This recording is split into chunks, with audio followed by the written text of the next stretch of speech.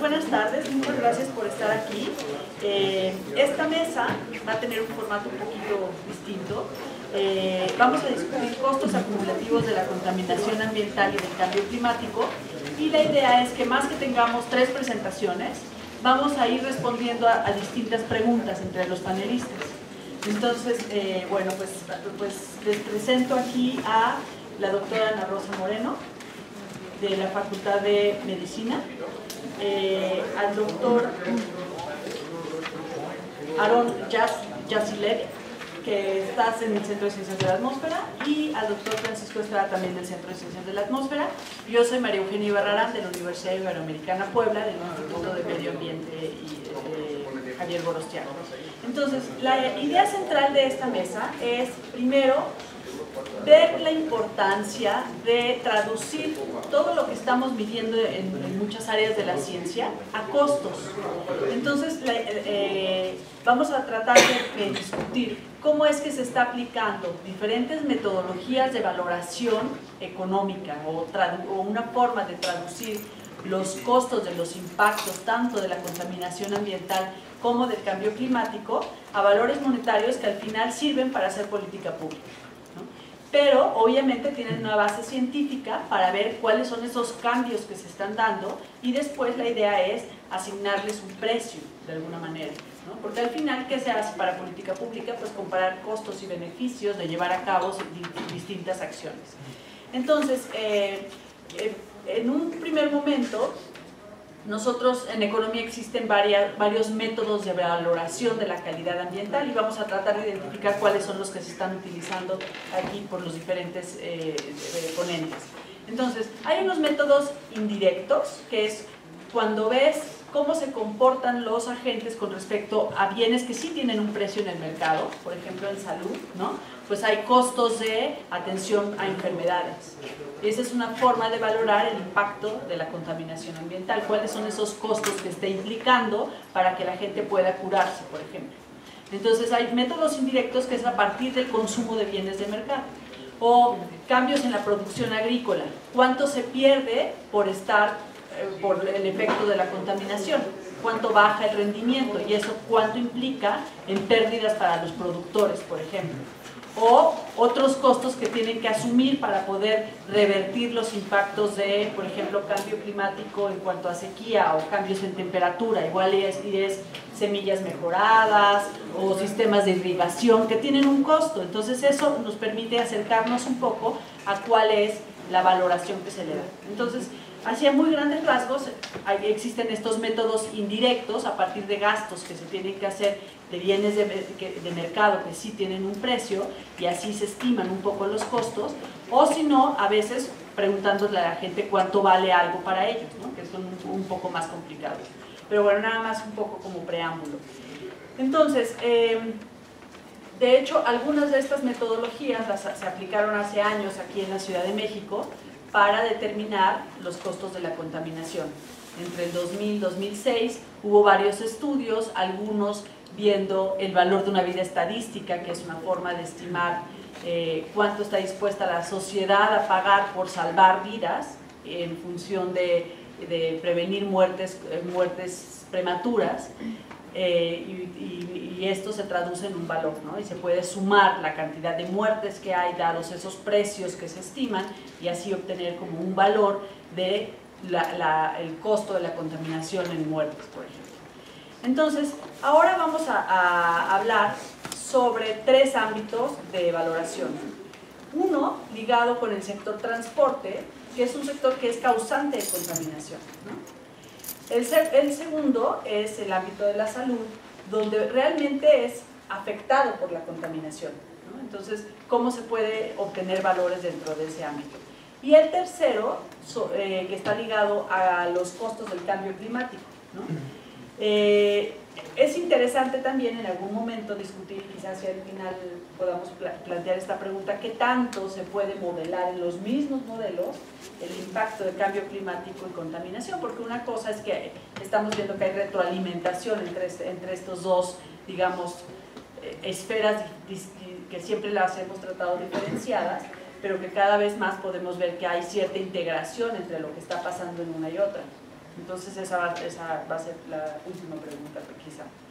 Bueno, entonces, en cuanto al diagnóstico, vamos a dividir esto en tres partes. La primera va a ser como el diagnóstico que se tiene del sector para cada uno de ellos, después la valoración y después como qué falta por hacer. Entonces, Aarón, en el sector transporte, sí, un poco, ¿cómo afecta el uso del transporte público y privado la calidad del aire? Bueno, ¿puedes poner el caín? Sí. ¿Necesitas el micrófono? Sí. Ah, ok.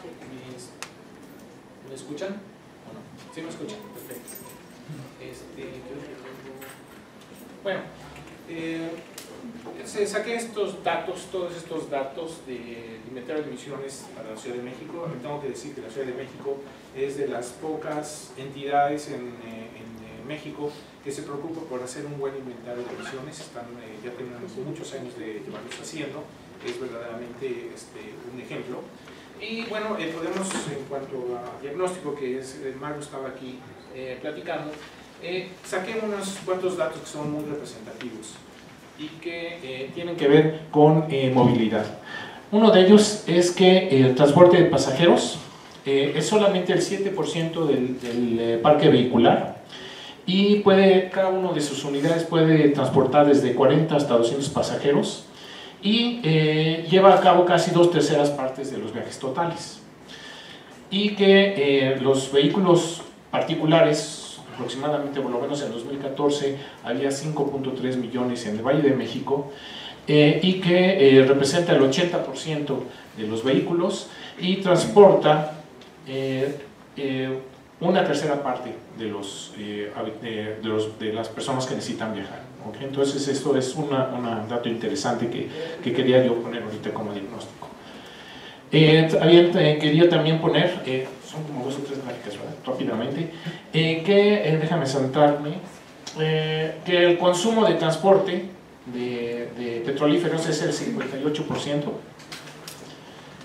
que entonces el transporte es muy importante, es uno de los consumidores más importantes de petróleo.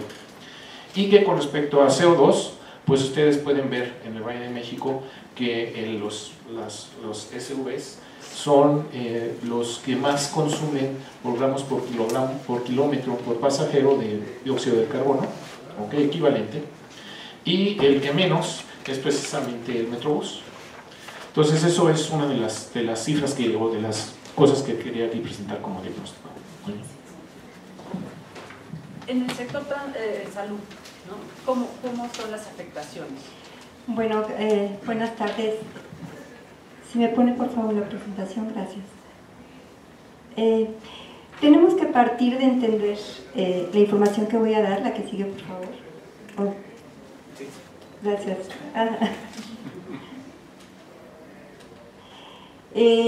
Primero vamos a hablar de contaminación ambiental, pero la contaminación ambiental tenemos que ubicarla en prácticamente todas las alteraciones ambientales que causan problemas de salud.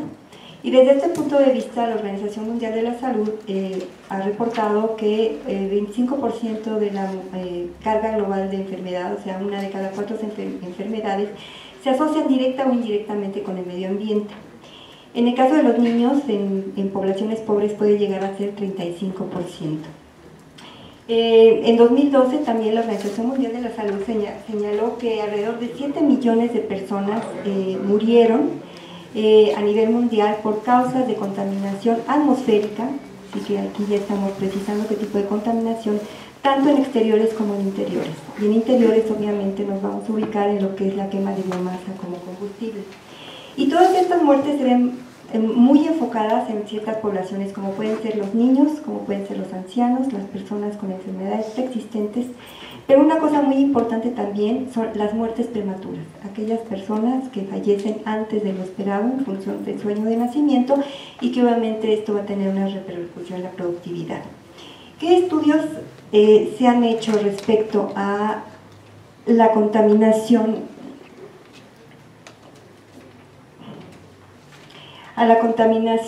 atmosférica, perdón, a la contaminación en general?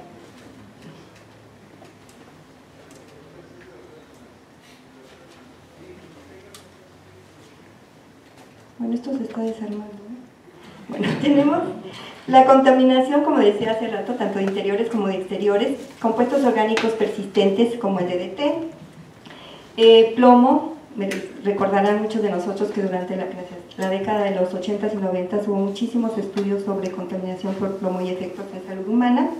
Mercurio, arsénico, particularmente los estudios del arsenicismo crónico en la comarca lagunera, que es una contaminación de origen natural. Manganeso, agroquímicos e hidrocarburos.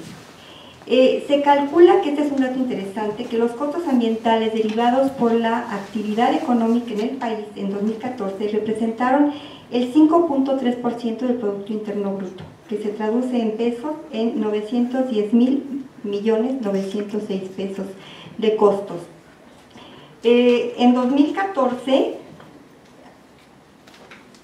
tenemos costos que son contaminación atmosférica, se calcula 542.283 millones, seguido por agotamiento de hidrocarburos, y de ahí hacia abajo, degradación del suelo, contaminación del agua con 74.322 millones, residuos sólidos, agotamiento de agua subterránea y disminución de recursos forestales.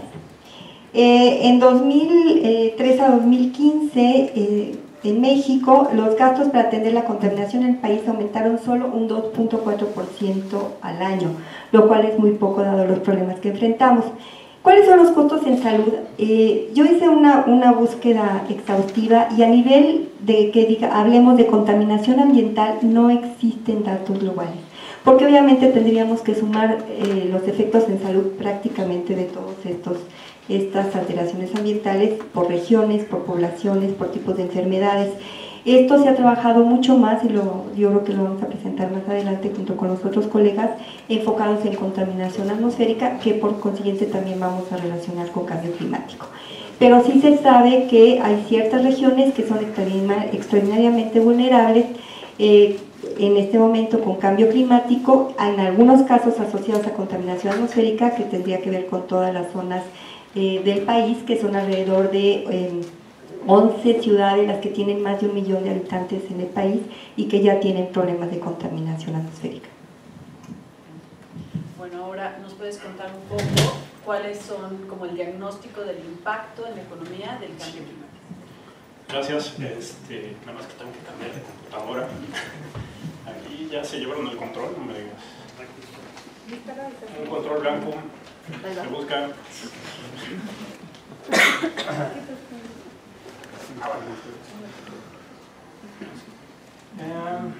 Bueno, yo les voy a mostrar unas cuantas diapositivas de acá. Ojalá.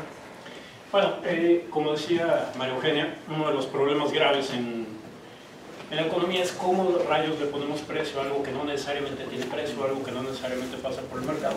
Y en el caso del cambio climático, además de eso, tenemos que tomar en cuenta horizontes de tiempo que son siglos, ¿no? Por ejemplo, de aquí al 2100, de aquí al 2300.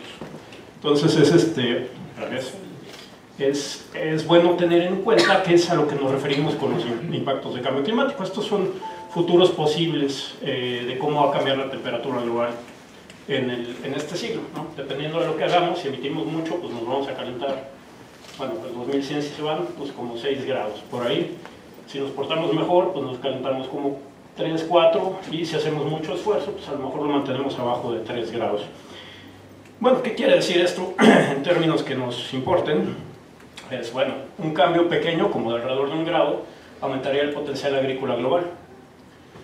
Si llegamos como a 2 grados, perderíamos como 1/4 de las especies que hay en el planeta. Si pasamos eso, perderíamos como 1/3 de las especies. Si seguimos con, por ejemplo, 4 grados, pues bueno, el potencial agrícola global va para abajo, la población pues la va a pasar mal, ¿no? 6 grados, pues nada más extinción generalizada. Total. Bueno, ¿cuál es el punto de vista de los economistas sobre esto? ¿Qué tan grave es el problema? Bueno, estos son los estudios principales que ha habido en cambio climático. La gráfica es un poco vieja, pero se mantiene, ¿no? Entonces, si ustedes ven 6 grados, la estimación más terrible equivaldría, esto de extinción generalizada de especies, equivaldría a perder un 10% del PIB global. No importa, ¿verdad? Bueno, ese es un poco el diagnóstico. Como digo, pues es un problema de traducción. O sea, los científicos, vamos a decir, naturales o que se dedican a los impactos físicos del cambio climático dicen, este es un problema. Los economistas dicen, ¿no? Y bueno, se va agravando porque de las cosas, nuevos diagnósticos, por ejemplo, este es un artículo que publicamos, es que antes se decía que los eventos extremos no estaban cambiando con cambio climático, ¿no? Los costos por eventos extremos no estaban cambiando por cambio climático, era un problema de que estamos poniendo más gente y más riqueza donde no debiéramos, ¿no? Por ejemplo, en Florida pues hay más gente, hay más lana, entonces pasa el mismo huracán y causa mayores daños. Bueno, haciendo análisis econométricos más rigurosos, pues encontramos que sí hay una señal que es consistente con cambio climático. Entonces, esa ya no está tan clara, o sea, ya así de, no pasa nada. Otra, como bien decía María Eugenia, es el problema de las sinergias entre problemas ambientales, ¿no? O sea, este estudio lo publicamos este año y se enfoca en ciudades y en un problema particular de ciudades, que es la isla de calor. Entonces, resulta que en este caso vamos a tener cambio climático global, ¿no? Por las emisiones de gases de efecto invernadero, y al mismo tiempo tenemos cambio climático local, porque cambiamos áreas verdes o lo que ustedes quieran, área rural por ciudades, ¿no? Que tienen mayor capacidad calorífica, entonces cambiamos el clima local. Bueno, los impactos son mucho más que proporcionales a estos cambios. O sea, es como si ustedes tienen un dolor de cabeza y además se les fastidia una muela, pues van a sentir mucho peor que si tuvieran cualquiera de los dos por separado, ¿no? La combinación es terrible. Bueno, lo mismo pasa, las ciudades pueden ver impactos hasta 3 veces mayores de lo que vería el resto del planeta, ¿no? También, ahí lo voy a dejar, pero también nos apunta a las soluciones locales. O sea, no vamos a cambiar en una ciudad si cambiamos, no sé, a techos blancos, a techos verdes, pavimento reflejante, no vamos a cambiar el cambio climático global. Pero sí vamos a cambiar el cambio climático local, y eso tiene una gran importancia. Si las ciudades quieren mantener unos impactos más o menos manejables, tienen que atacar los dos problemas al mismo tiempo. Y ahí lo dejaría yo. Bueno, pues muchas gracias. Esta siguiente parte es más como de discusión de qué tipos de valoración se han hecho en los diferentes sectores, cuáles han sido más o menos las metodologías. Y como se pueden dar cuenta, pues todo esto es difícil agregar todos los valores y más si los estudios son distintos, pero la idea es como ir desarrollando metodologías de valoración que permita claramente entender cómo se llegó a esos valores, y a partir de eso se pueden ir integrando para distintos sectores o para distintos lugares los costos tanto de la contaminación ambiental como del cambio climático. Entonces, si nos pueden platicar un poco cuáles son esas metodologías que han utilizado en sus distintos sectores. Nuevamente, Cayo.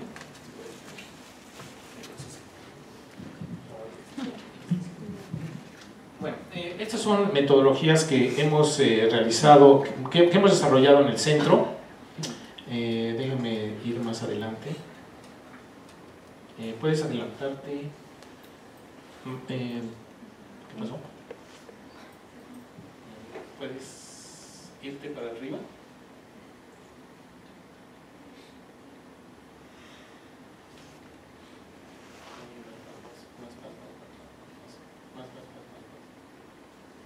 Ahí está.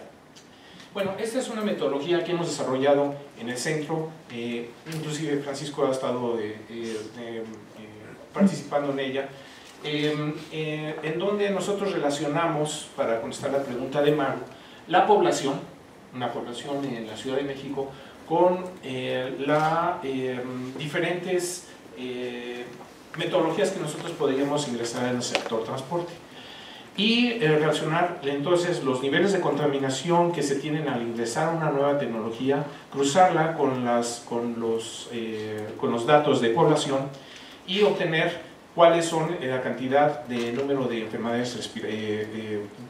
enfermedades, admisiones a hospital, personas que dejan de ir por una debida contaminación a la escuela o tienen que quedarse con los hijos en la escuela. Esta es una metodología que ustedes pueden encontrar en el internet, BENMAP, de la Agencia de Protección Ambiental de los Estados Unidos, en donde precisamente hacemos este tipo de propuestas. Aquí en el centro, como bien saben, manejamos modelos de calidad del aire, y entonces nosotros podemos jugar a decir qué pasa si nosotros metemos 20% de vehículos fríos, híbridos a la Ciudad de México en un dado momento, y entonces ver cómo cambia entonces la contaminación y ver entonces los beneficios en salud pública. No le llamamos nosotros costos, le llamamos nosotros beneficios. Y bueno, pueden ustedes ver aquí un ejercicio que obtuvimos. Esto es un artículo que publicamos en Journal of Power Sources con todos estos colegas, y en donde nosotros pudimos decir, bueno, si nosotros ponemos un 20% de vehículos híbridos, vamos a tener en la Ciudad de México esta atmósfera y vamos a tener una reducción, por ejemplo, de ozono en diferentes días que ocupa esta zona. Esto lo podemos hacer nosotros gracias a los modelos. Y podemos nosotros determinar cuántas gentes están viviendo en estos sectores y de esta manera poder obtener cuánta gente va a tener enfermedades o no tener enfermedades y valorarlas. Bueno, eso es, por supuesto, lo estoy diciendo rapidísimo en 2 minutos, pero bueno, es toda una metodología que implica bastante trabajo. Y gracias a lo cual, también nosotros, una de las cosas muy importantes que quiero señalar en transporte, es que cuando se mete una metodología con una tecnología nueva en transporte, generalmente se va a tener un beneficio, generalmente, no siempre, pero se va a tener un beneficio energético. Si nosotros tenemos un automóvil viejo y nosotros lo cambiamos por un automóvil nuevo, vamos a ahorrar seguramente, casi seguramente en energía. Si meten ustedes un auto híbrido, casi van a tener ustedes seguro un ahorro de un 30% en gasolina, en gasto energético. Y entonces nosotros valoramos los beneficios por la energía y también los beneficios en salud pública, y por supuesto un automóvil híbrido cuesta más que un automóvil convencional, y también entonces valoramos los costos privados. Y también, Francisco nos ayudó a hacer esto, obtuvimos los beneficios por dejar de emitir dióxido de carbono. Podemos entonces al final del ejercicio obtener los costos acumulados. Vean ustedes cómo al principio tenemos nosotros, más bien beneficios acumulados, cómo al principio del ejercicio que nosotros hicimos, tomando en cuenta los costos, los beneficios de salud, los costos, los beneficios energéticos, los costos privados, etcétera, etcétera, al principio se tiene un costo que después se convierte en un beneficio. Entonces lo que aprendimos con este ejercicio es que muchas veces la metodología lo que nos dice es que vamos a tener costos al principio y tenemos que esperar un horizonte de tiempo tal para que empiecen entonces a obtener beneficios que son bastante sustanciales en este caso. Ese es un ejemplo del tipo de metodología que nosotros utilizamos. Otra metodología tenemos ahorita, como les mencionaba a Maru antes de empezar, tenemos la revolución de los autos eléctricos. General Motors va a introducir 20 tipos diferentes de automóviles eléctricos para 2023 o una cosa por el estilo, y bueno, que es entonces ahora tenemos la metodología para poderlo valorar. Quería brincarme unas cuantas gráficas más de que es muy difícil, muchas veces nosotros valoramos la emisión de un vehículo o de un medio de transporte por lo que sale del escape hacia afuera, si es que tiene escape. Los autos eléctricos no tienen escape, pero nos olvidamos, por ejemplo, del ciclo previo de energía para producir por ejemplo, este es un ejemplo de un auto eléctrico, y nos damos cuenta que si nosotros hacemos la vida de cuánto se costó producir el carro, al final la energía útil que queda disponible no es tanta, es mucho mejor que un automóvil convencional, pero hay que tomar en cuenta también los costos de producción y emisión y los costos energéticos de producción en los vehículos eléctricos. Y esto es muy importante y es explícitamente tomado en cuenta por las grandes compañías que han hecho, por ejemplo, la BMW, que ha hecho esfuerzos tremendos por tener formas de producción altamente eficientes y amigables. Entonces, esto es de tal manera que los autos eléctricos al final del camino, desde el punto de vista de dióxido de carbono, con estas metodologías que nosotros seguimos de ciclo de vida, de ciclo energético, parece ser que resultan bastante convenientes. Bueno, eso es el tipo de metodologías que subimos. Quería entonces resumir: ciclo de vida energético, ciclo de vida en las emisiones para la producción, más los costos, o más bien beneficios de salud pública, costos privados, que se toman mucho en cuenta para hacer todas nuestras valoraciones. Si me pone la presentación, por favor. Bueno, una de las grandes debilidades que tienen prácticamente todos los sectores de salud, al menos latinoamericanos, son las evaluaciones económicas. Se utilizan diferentes metodologías, muchas veces no se tiene información actualizada y, bueno, obviamente con cambio climático es una carencia de información hasta el momento todavía importante. Hay seis tipos de eventos que se van a ver impactados por el cambio climático y que tienen relación con salud. Tenemos aquí la contaminación por ozono, las olas de calor, los huracanes, las enfermedades transmitidas por vectores, mosquitos en particular, inundaciones en ríos e incendios forestales. Algunos de estos obviamente tienen asociación con la calidad del aire, como pueden ser la contaminación por ozono, los incendios forestales y, como hace un rato señalaba el doctor Estrada, también las olas de calor relacionadas con contaminación atmosférica van a tener impactos en la salud de forma importante. En 2005, Huerta, que es un tesista de aquí de la universidad, hizo un estudio sobre calidad del aire, por un lado, pero también los impactos en enfermedades asociadas con el aumento de la temperatura, como puede ser dengue, como puede ser paludismo, infecciones gastrointestinales, y entonces se dijo que en ese momento el costo de estos tres tipos de enfermedades para el 2005 fueron 173 millones de pesos solo para ese año. Y una de las cosas interesantes que se puede ir haciendo es tener una idea de cómo estos costos van aumentando en función, por un lado, de la morbilidad, o sea, de cuánta gente se enferma o bien cuánta gente fallece. Desde hace tiempo hemos estado como trabajando, platicando con el Centro Nacional de Vigilancia Epidemiológica, tratando de que aquellas enfermedades que se asocian al cambio climático sean reportadas de forma prácticamente inmediata. Esto todavía no se logra porque la idea es, bueno, se habla de enfermedades emergentes, que son nuevas, o reemergentes, que regresan, pero si en un momento dado no las tenemos documentadas, hacer ese seguimiento obviamente se dificulta y mucho más los impactos y por consiguiente los costos. En contaminación atmosférica, lo que más nos preocupa es el ozono y el carbón negro, que ambos son gases que se relacionan con el cambio climático, pero también con afectaciones en salud de forma importante. Los impactos por el carbón negro se asocian mucho con las partículas más pequeñas, que son las 2.5 que llegan hasta los alvéolos, y se ha asociado con un incremento en la mortalidad general, tanto por enfermedades cardiovasculares como respiratorias, así como un aumento en crisis asmáticas. Se hizo un estudio en la Ciudad de México en donde se encontró que los niños expuestos a este contaminante tenían alteraciones en la función pulmonar. Obviamente todo esto se relaciona también por el aumento en los días más calurosos y el aumento de las temperaturas medias y más altas.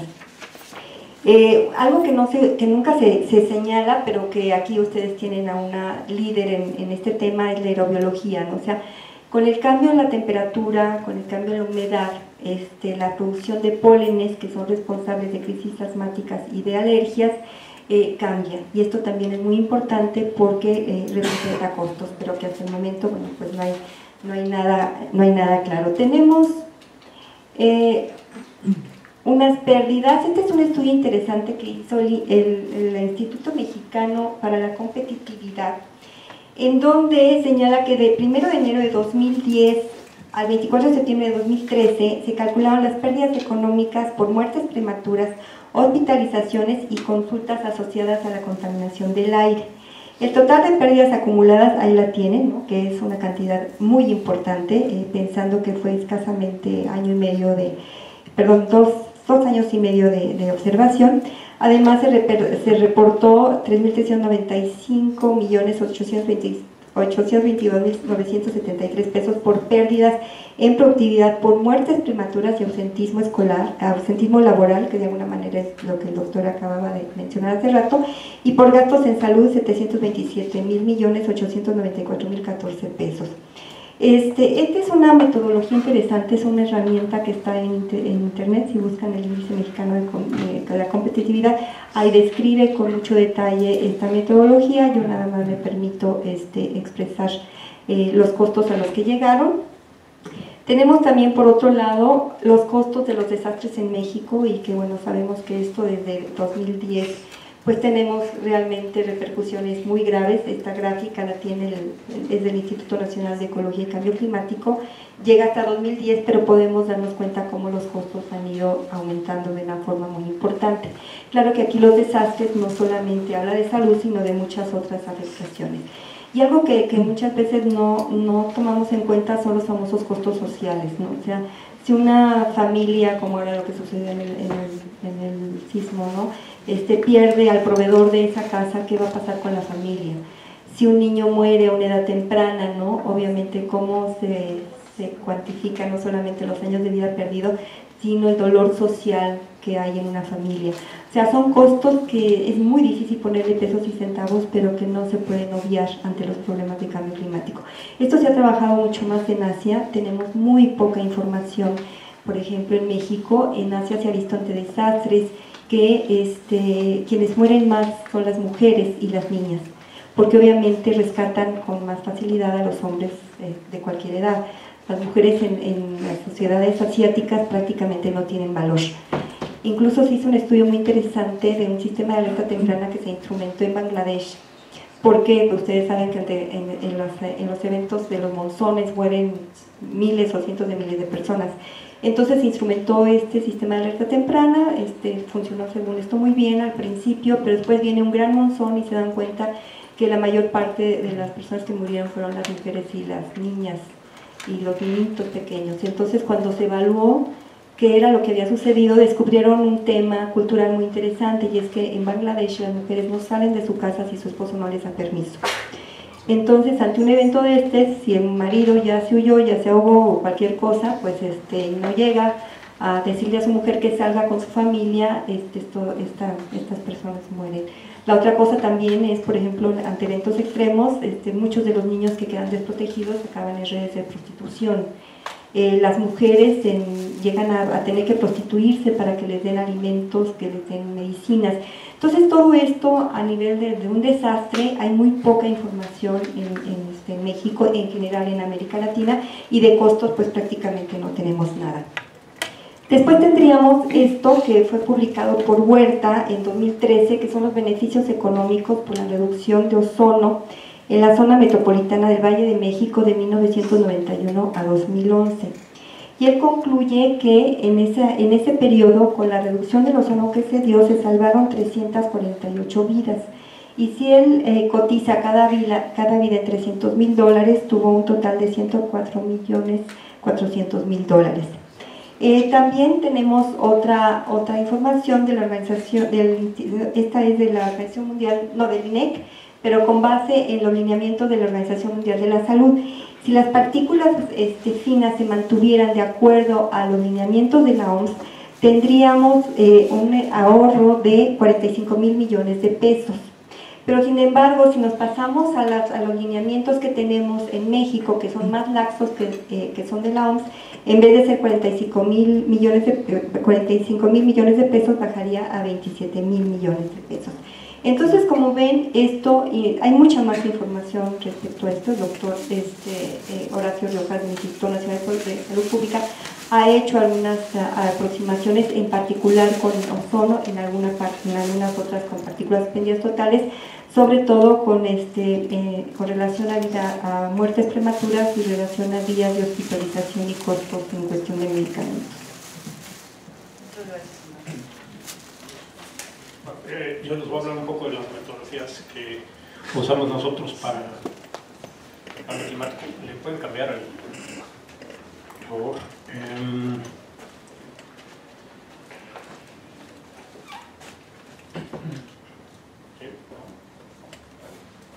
Les voy a hablar básicamente de dos. Uno que es que a lo mejor uno piensa que no tiene que ver directamente con los costos económicos de cambio climático, pero no es así.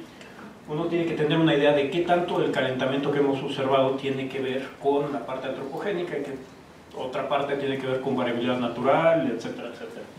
Entonces, por ejemplo, metodologías que hemos desarrollado aquí en participación con la Universidad de Boston es atribución de cambio climático mediante métodos econométricos. Entonces, bueno, este es un artículo que publicamos hace ya 4 años y bueno, lo que podemos descomponer es la tendencia observada en qué parte de ella se debe la parte antropogénica, ¿no? Y lo que nos encontramos es algo que no nos esperábamos, ¿no? Que por ejemplo estos cambios en la velocidad de calentamiento, en la tasa a la que nos vamos calentando, resulta que esos cambios están relacionados con eventos socioeconómicos de gran magnitud, ¿no? Uno se queda así como, wow, ¿no? Pero por ejemplo el calentamiento, ustedes ven la gráfica de la temperatura, es un calentamiento moderado y después empieza a calentarse muchísimo. Eso es después de la Segunda Guerra Mundial, que viene la recuperación económica que hemos tenido y este desarrollo económico que no ha parado desde finales de la Segunda Guerra Mundial hasta acá. ¿Cómo ha estado este desarrollo económico? Pues ha estado basado en combustibles fósiles, emitimos un montón. Luego, no sé si ustedes oyeron, había una cosa que se llamaba la pausa. Bueno, la pausa seguramente ya se acabó. ¿Por qué? Porque ahora comemos muchas vacas y esas vacas meten metano en la atmósfera. Pero hubo un momento que el metano como que se estabilizó, ¿no? ¿Por qué? Porque resulta que cambiaron la manera de producir arroz en Asia, ¿no? Entonces ya no había estas bacterias que producían metano, no había tantas, ¿no? Y al mismo tiempo pasó que entró en vigor el protocolo de Montreal, que era para evitar el agujero en la capa de ozono.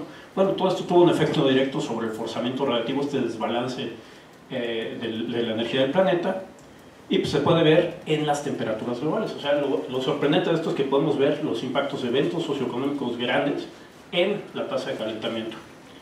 Ahora pasando a ya más costos. Bueno, ¿cómo lo hacemos nosotros? Este es un modelo del Centro de Ciencias de la Atmósfera en cooperación con la Universidad Libre de Ámsterdam. Lo que están viendo ahí son las pérdidas económicas de cambio climático de aquí al 2100. Bueno, ¿cómo funciona este modelo? Bueno, tenemos un modelo de clima estocástico que puede reproducir los 40 y tantos modelos que están en el CEMIP 5. Utiliza distintas sensibilidades del clima, de ahí pasa a un módulo de impactos económicos y de ahí tenemos esta distribución. Tenemos un modelo para proyectar el PIB en cada punto de la malla, ¿no? Y entonces tenemos una idea de cómo van los costos de cambio climático, ¿no? Y si ustedes se fijan, esto también es muy interesante, los puntitos estos empiezan a aparecer y se vuelven más grandes, en donde uno vería que están básicamente las ciudades, ¿no? Si ustedes empiezan a ver, ¿no? Entonces tenemos otra vez esta cosa, la sinergia entre distintos riesgos ambientales, ¿no? Eso va a ocurrir, ¿no? Cambio climático va a exacerbar mucho estos problemas. Y como creo que ya lo mencioné al principio y también María Eugenia, todo lo que tenga que ver con economía es una visión muy incompleta del problema, ¿no? Nada más estamos viendo una dimensión que muchas veces no podemos valorar bien, ¿no? Hay muchas cosas. ¿Cuánto cuesta perder la última ballena gris? Te podemos preguntar a alguien, te puede decir $2 o te puede decir 3.000 millones de lo que ustedes quieran, ¿no? Entonces lo que estamos haciendo nosotros, por ejemplo, es hacer índices de riesgo. Si se fijan, cambia mucho el patrón de riesgo. Aquí estamos viendo 4 distintos índices de riesgo sumados, ¿no? Por ejemplo, ¿qué pasa? Uno de los índices es que hay un aumento de más de 4 grados en la temperatura en cada punto de la malla. Pocos ecosistemas podrían aguantar eso, ¿no? Otro puede ser que haya una distribución, una disminución de al menos 10% en la precipitación anual, ¿no? Que los impactos económicos sean por lo menos 5% del PIB en un año dado. Ya sabemos, digo, crisis recientes del 5% del PIB, pues sí las sentimos, ¿no? Sí tienen sus impactos, ¿no? O pérdidas mayores a $1.000 millones en algún punto de la malla. Como ustedes pueden ver, de hecho aquí tenemos como una cierta franja donde los riesgos convergen, ¿no? Y es precisamente donde estamos, ¿no? Y ustedes pueden ir añadiéndole capas. O sea, aquí podría haber dicho, bueno, le voy a poner que se rebase 2 grados, porque a lo mejor me interesa qué pasa con los corales, ¿no? O le puedo poner otra capa. Y este es un programa que va a estar disponible en la página del centro. Vamos a hacer, es código abierto para que cada quien vaya añadiéndole cosas, ¿no? Para hacer código abierto. Y entonces el usuario puede definir cuáles son los riesgos que a mí me preocupan. Vamos a correr el modelo, vamos a ver qué pasa, ¿no? Entonces, ese es creo que ese es uno de los puntos hacia dónde tiene que ir esto, que los riesgos no son iguales para cada persona. Bueno, me voy rápido con esto, pero cambio climático en México y los impactos económicos del cambio climático en México están en pañales o menos que eso, ¿no? Vemos muy pocas personas que hemos entrado en el tema y hay muchas, bueno, la más importante que entró en el tema metió las patas hasta el cuello, ¿no? Entonces, el único documento actual que existe de cambio climático en México dice que todos los costos acumulados de cambio climático de aquí al 2100 equivalen a perder 0.6% del PIB. 6% del PIB, perdón, 6% del PIB. Eso no es nada, como ustedes vieron, simplemente costos de salud en un año, no me acuerdo cuánto era. Pues es eso, ¿no? ¿Cómo vamos a decir que en un siglo cambio climático nos va a costar 6% del PIB? La crisis del 2008 fue más importante que cambio climático entonces, ¿no? Otra de las cosas, perder la mitad de la biodiversidad, de acuerdo con ese estudio, que es el documento oficial del gobierno que todavía se usa, perder la mitad de la biodiversidad de México, país megadiverso, equivale a perder 0.06% del PIB. Es una... no sé qué adjetivo ponerle, ¿no? Pero no está correcto, eso seguro. Bueno, nosotros hicimos con el modelo que les mostré hace un momento los impactos del cambio climático. Son muy cuestionables, o sea, esto se puede mejorar, se tiene que mejorar y se tienen que añadir estas otras dimensiones de riesgo que les comentaba. Pero equivaldría en perder entre 0.5 veces el PIB actual hasta 2.5 veces el PIB actual. O sea, los costos de cambio climático durante este siglo podrían ser equivalentes a perder 2.5 veces el PIB de un año, ¿no? O sea, 2 años y medio de PIB. ¿Conviene entrarle a las cosas de reducción de emisiones? Sí, conviene muchísimo, ¿no? Esto es los beneficios que tendríamos de entrar, por ejemplo, en estos NDCs, las contribuciones nacionalmente determinadas, ¿no? Bueno, si entráramos a eso, tendríamos un beneficio de entre el 10 y el 60% del PIB actual en pérdidas evitadas. Podríamos evitar eso, ¿no? Si nos vamos, por ejemplo, a una reducción, déjame ver, aquí está, a 2 grados, todavía los beneficios por hacer esto serían mucho mayores. Y esto sería si nos vamos a 1,5 grados. Y aquí la diferencia, si ustedes ven, ya no es muy grande. Pero tirarle a 2 grados sí sería económicamente sensato, ¿no? Y creo que con esto acabo yo. Bueno, pues yo creo que vamos a concluir para dar pie a algunas preguntas, para que podamos responder algunas preguntas. Quizá esta última ronda sería, ¿cuáles son los retos de valoración que hay del ámbito de cada quien? ¿Cuál es lo importante que todavía falta? Bueno, como dije anteriormente, estamos ahorita en medio de una revolución en el sector transporte, que es el que me toca a mí desarrollar en esta mesa. Estamos en medio de una revolución en el transporte, tanto más que nada privado y público. Y lo que falta de hacer es, bueno, incorporar estas nuevas tecnologías, que va a ser caro, pero yo creo que no hay otro remedio. Y en el caso de la Ciudad de México, como dije en las primeras láminas que puse, pues el sector transporte tiene que ser mucho más, mover mucho más gente, tiene que ser mucho más importante, tiene que ser mucho más eficiente. Yo creo que la Ciudad de México se juega en cierta forma su viabilidad en cuanto haga para el transporte, no solamente por el cambio climático, no solamente por la cuestión energética, sino por la cuestión de calidad de vida. Y cuando esas tres cosas convergen son buenas noticias, porque es una manera de promover, de que la misma sociedad promueva este tipo de cambios. Y hay muchísima tela donde cortar. Como dije, la mayor parte de los viajes son realizados por el transporte público, cuando es apenas el 7% de la población de vehículos. También, como estaba mencionando, el transporte eléctrico, por lo menos en el transporte de vehículos privados, va a jugar un papel muy importante. Hace algunos años, yo cuando presentaba el futuro del transporte privado eléctrico era como un sueño muy lejano que quizás nuestros hijos iban a poder gozar, pero ya parece ser que los tiempos han adelantado.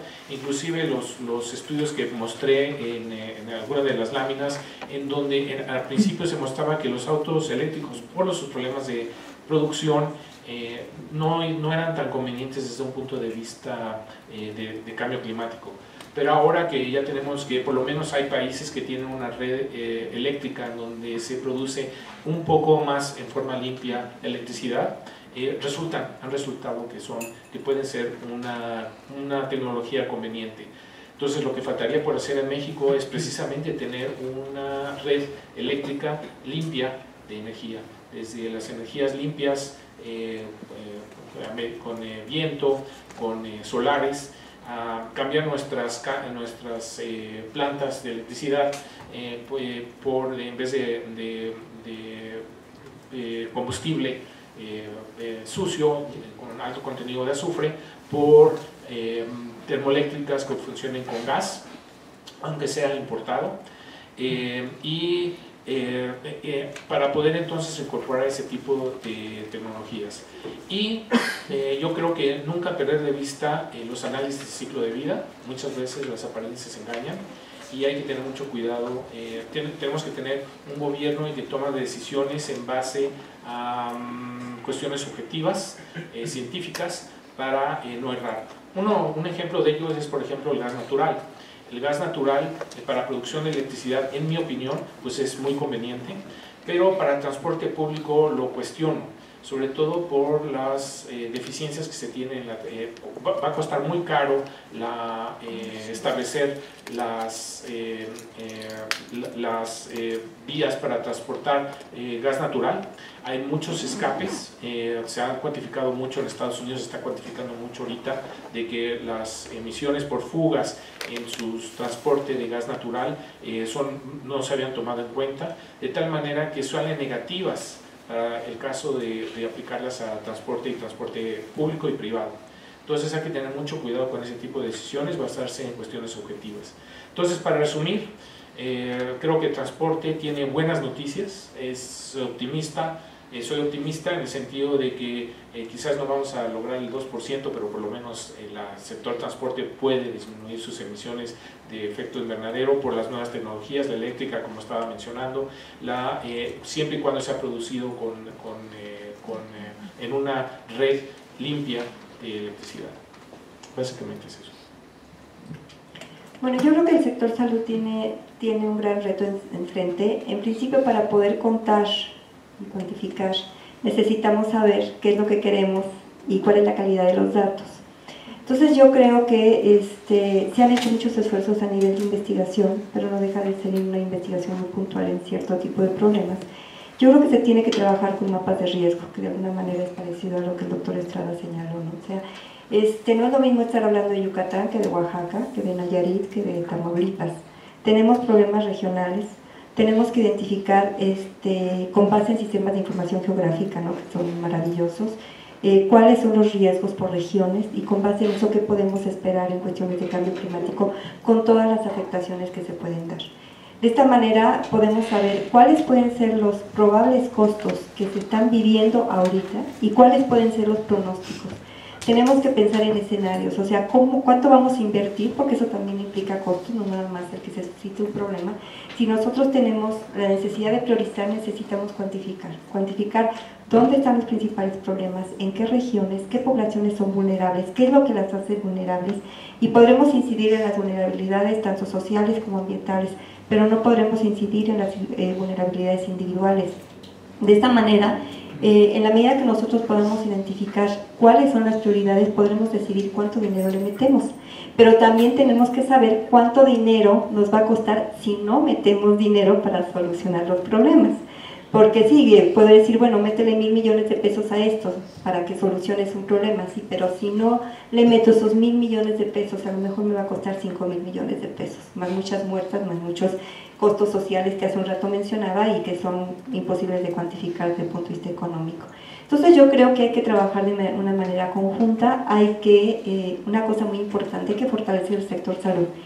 Y lo digo porque yo soy bióloga, trabajo en la Facultad de Medicina y el sector salud es extraordinariamente endogámico. ¿Qué quiere decir esto? Médicos con médicos y tan.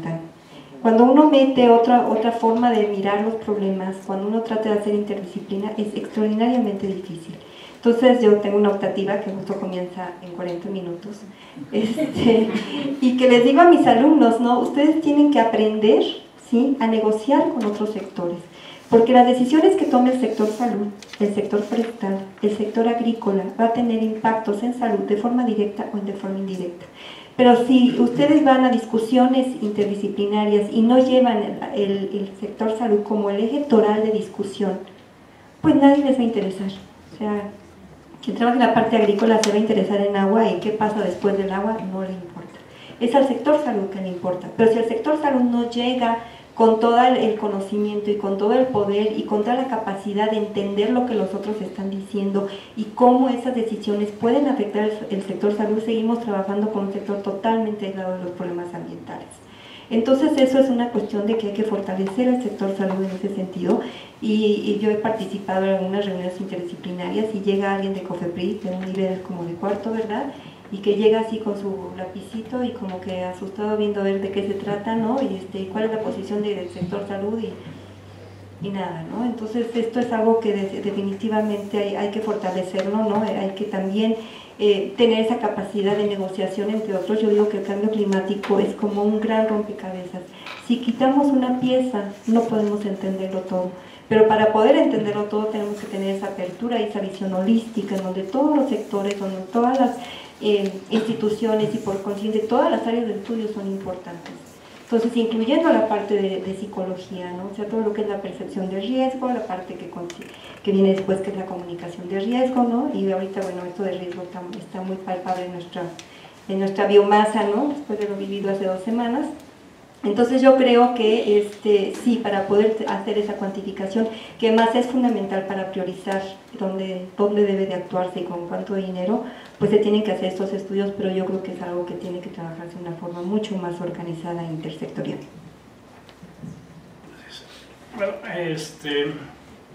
yo aquí hablando de metodologías y también entrando a la parte de capacidad de investigación, que creo que es un problema muy importante en México, particularmente. Por ejemplo, si ustedes ven, el Centro de Ciencias de la Atmósfera produce, según los números, alrededor de entre el 90 y el 96% de toda la ciencia de la atmósfera que se hace en el país. Somos 40 investigadores y 40 técnicos, ¿no? Y producimos casi toda la ciencia en ciencias de la atmósfera. Ahora, imagínense en economía del cambio climático. ¿Cuántos economistas de cambio climático que realmente se dediquen a eso diario conoces? ¿Qué te gusta? ¿5, 10, 15? Para todo México, ¿no? Entonces ahí tenemos un problema de escala. También tenemos un problema muy grave, a mí me parece, que es que no entendemos la diferencia entre buena ciencia y ciencia mala, ¿no?